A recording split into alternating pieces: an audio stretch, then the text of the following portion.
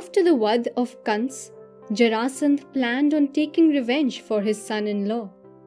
Jarasandh was a very powerful king who had defeated many kings and made alliances with them. This made him and his army feared and invincible. Jarasandh had attacked Mathura 17 times, but he had only faced defeat at the hands of Sri Krishna. Jarasandh got furious after every defeat, and so, the 18th time, he formed an alliance with Kalayavan. Kalayavan was a Yavan warrior who had the boon of being undefeated on the battlefield from Bholenath. Mathura had faced wars 17 times that led to the scarcity of arms, resources, and soldiers. And when the 18th time Jarasandh declared war, the whole of Mathura panicked. Balram was making his way in haste towards Krishna to give crucial information, and as he found him, he broke the news. "Krishna, it's Jarasandh again!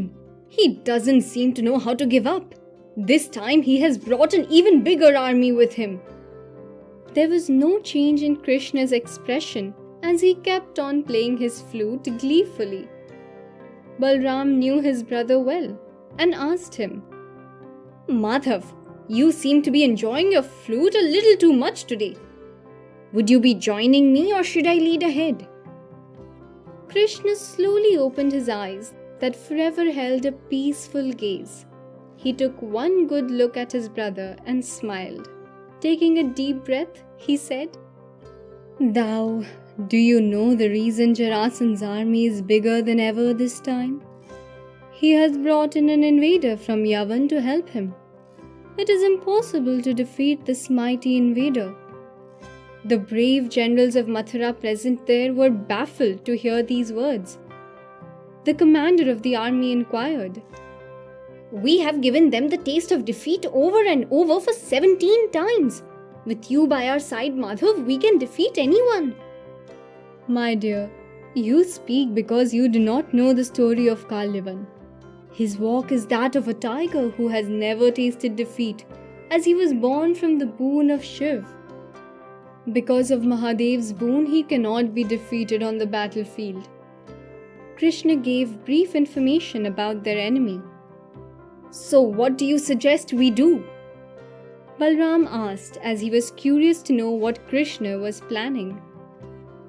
Krishna looked at his elder brother and his army men. He could see they were all nervous. Shyam giggled and said, "Of course I have a plan. Here is what we are going to do. We run." A baffled Balbhadra looked at Keshav and said, "Run from battle and face the ridicule of the world? Do you have any doubts over my strength, brother?"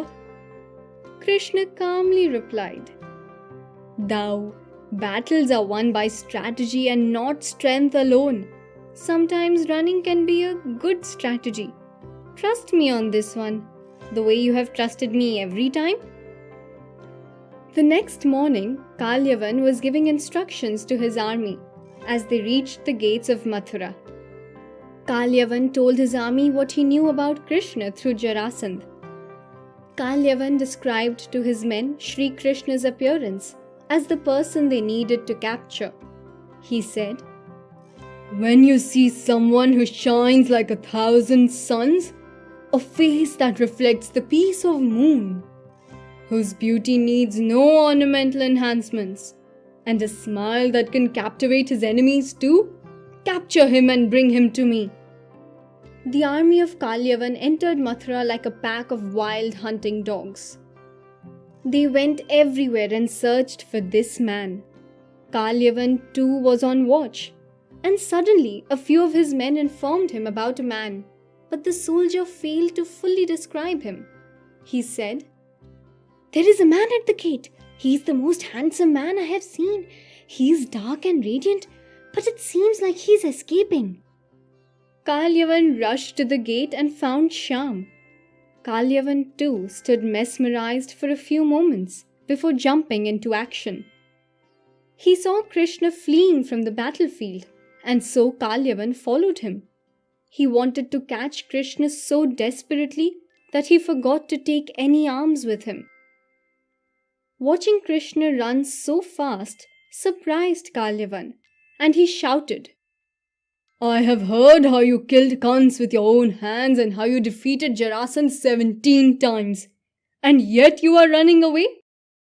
Kalayavan took pride in mocking Sri Krishna, and he again spoke, "Come here and fight. Don't run away like a coward." Kalayavan's pride did not let him see that he was falling right into the trap laid by Krishna. Soon, Krishna entered a cave and hid, taking advantage of the darkness inside the cave. Krishna kept his shawl on the sleeping Raja Muchukund. "You think I will spare you if you sleep? I am giving you the final warning to get up and fight." Kalayavan kicked the sleeping figure. The sleeping figure moved and turned.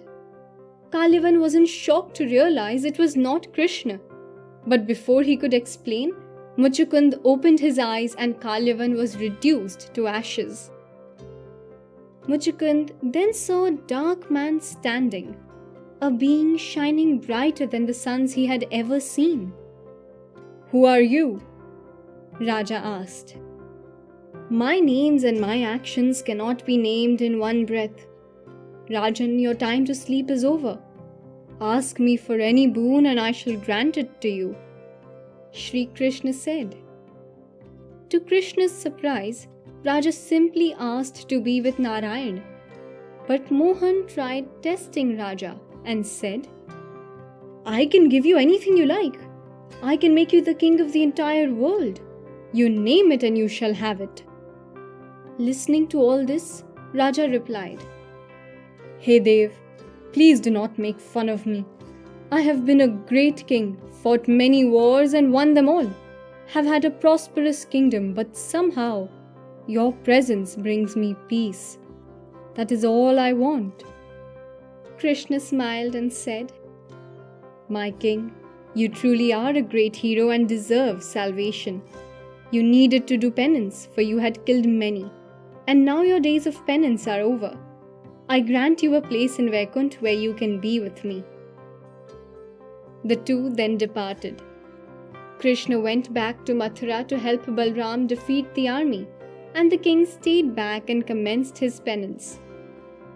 It is said that the king was reborn as a Brahman's son, who by the virtue of his devotion achieved moksha and finally attained a place in Vaikuntha Dham.